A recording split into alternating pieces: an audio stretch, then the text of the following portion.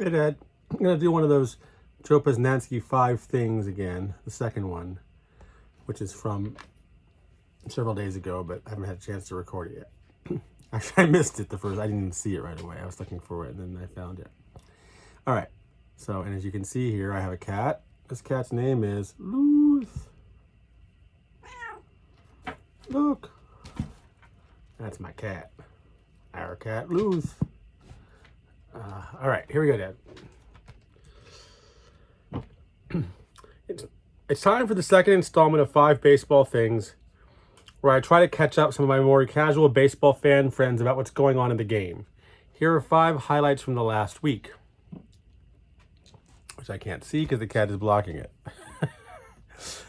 No, you can't sit on the iPad, silly beast. The Lance Lynn saga. One thing that's hard to figure is how much effort are teams putting into trying to win the World Series in 2020.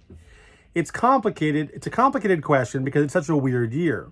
No fans are in the ballparks. Games are routinely postponed for COVID-19 reasons. Doubleheader games are 7 innings. More than half the teams in baseball are supposed to make the playoffs, assuming there are playoffs, which is a bit of an open question at this point. So different teams are undoubtedly looking at 2020 very differently. For instance, the Boston Red Sox are proudly tanking as they displayed with a now-deleted tweet bragging about how they reset the luxury tax. Boston Red Sox 2020 slogan, more profit for John Henry.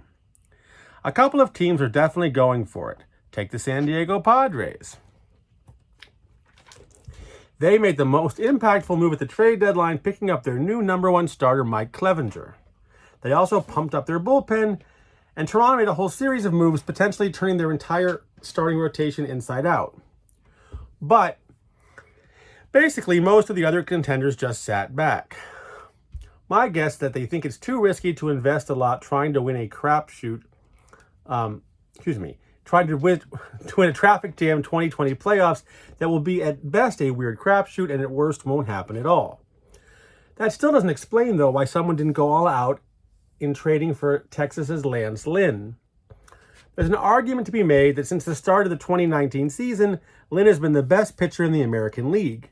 Nobody has really noticed it because he's played for a lousy team and because he has been around seemingly forever and has never really been that noticeable. Lynn neatly fit the role as #3 starter for the St. Louis Cardinals earlier in the decade. Then he blew out his elbow and missed the entire 2016 season after having Tommy John surgery. He came back and became a free agent and nobody seemed to want him. He signed a very late 1-year deal with Minnesota and was terrible the first month. Then he was traded to the Yankees mid-season.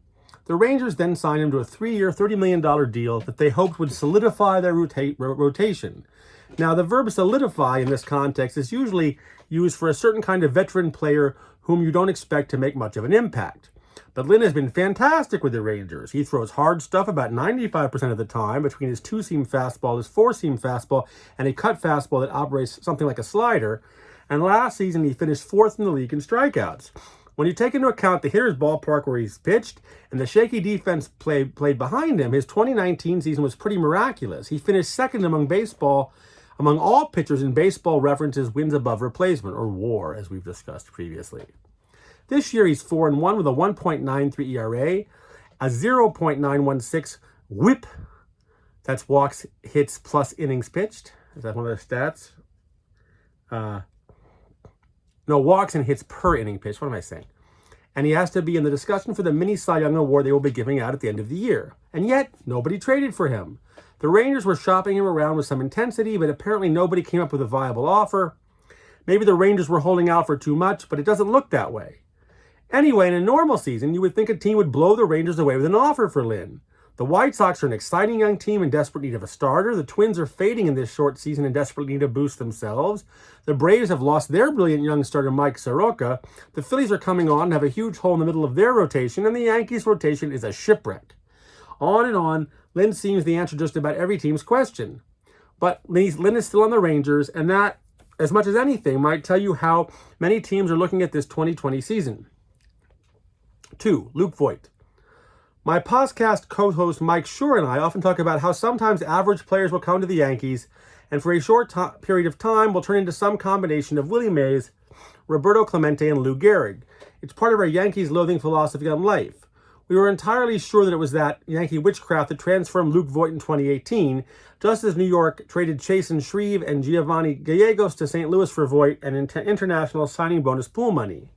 The money was actually the key part of the deal. At the time, Voit was a 27-year-old minor leaguer who had all the makings of a budding AAA legend. He was a 22nd round pick and had made it up to the big leagues for just 70 games. He looked generally overmatched for most of those games. Then he went to the Yankees and tore things up, hitting .333 with 14 homers in 39 games. The one good thing about these enchanted Yankees, though, is that they eventually returned to normal, often after the Yankees have traded them to another team, but not Voit. Voit in 30 games this year leads the American League in homers and slugging. 13 homers, and his slugging percentage of .701, which is very high, Dad, as you know. With the Yankees suffering so many injuries, and with Gary Sanchez, Brett Gardner, and Gleyber Torres not hitting at all, Voit has been a lifesaver. Obviously, everything is about small sample sizes in 2020, but Voit is a definite MVP candidate. 3. Sigh for you. Almost nobody remembers this, but Yu Darvish actually finished second for the Cy Young Award in 2013. The reason why almost no one remembers this is because Max Scherzer ran away with the award. It's like how almost nobody remembers that Tom Kite finished second to Tiger Woods at the famous 1997 Masters. In any case, Darvish was in his second major league season then after coming over as one of the most hyped Japanese pitchers ever. He was 26 years old, led the league in strikeouts and fewest hits per 9 innings, and you probably would have guessed he'd have multiple Cy Young Awards by now. Instead, it has been an odd career filled with highlights and injuries in that one World Series when he couldn't get anybody out, that being the season, mind you, that the Astros stole signs and banged garbage cans. When the Cubs signed him, there was a sense around baseball that Darvish was a little bit broken after that World Series. Well, Darvish has been fantastic this year. He's 6-1 with a 1.47 ERA. He has a 52-8 strikeout-to-walk ratio. Since a shaky opening start, he's not allowed more than a run in any of his starts. The Cubs are in first place at the moment, and Darvish is the reason. It's good to see. 4. 2-homer streak. On Tuesday, 6 different players had multiple homer games. 2 of them, Alex Dickerson of the Giants and Marcell Ozuna, had 3 homers, and that pushed the 2-homer daily streak to 17. Last year, I trapped myself by promising to write every day until the 2-homer streak was finally broken. That streak lasted 37 days, the major league record, and it came close to breaking me as a writer. I thought it was going to be different this year because I felt sure that the baseball would be a bit deadened this year. And for the first couple of weeks of the season, it looked that way.